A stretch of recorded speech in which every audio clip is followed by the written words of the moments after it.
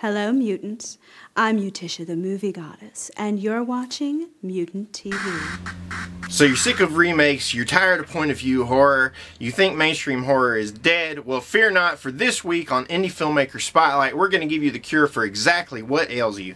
We are bringing you a little indie horror gem entitled Deviling from Sharp Edge Films and Grayson Productions, and we think you're really going to dig it. So, this is Strebo from Mutantville.com, and welcome back to another Indie Filmmaker Spotlight. Today we're going to talk to you about Deviling. Now, from the fan page itself, they give the definition: Deviling, the verb, to annoy, torment, or harass.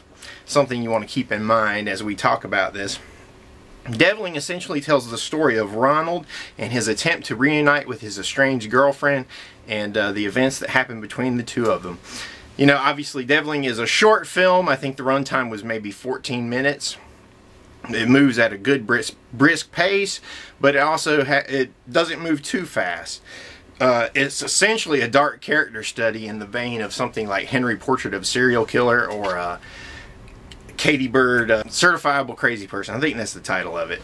Sorry if I flubbed up your title, but that one's tricky. Definitely a dark character study if you're into that kind of thing. Very disturbing. It's interesting to note that this is the second directorial effort from director Michael Sharp, who is actually an actor full-time. I don't know how he balances that out, if he's director half-time, actor half the time, but he's very talented in both areas. You might know him from Devil's Crossing or perhaps something else you've seen around the way. But speaking of his directing abilities, he did his debut feature was Monomaniacal, which was very taut, sleazy, kind of slasher-esque little flick. I'm not sure how he would classify it, but excellent effort from there. But with Deviling, he shows some growth as a director. I think his style has become very economic. What drives Deviling forward are the extremely strong performances from the cast. You have Robert Holbrook as Ronald, the Undertaker, and then you have Jodie Essex as the estranged ex-girlfriend.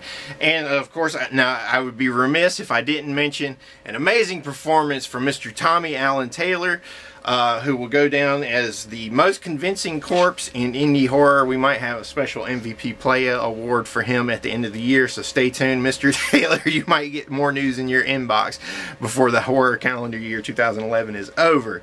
But anyway, Deviling is a cool flick. Definitely check it out on the Strebo Screamometer.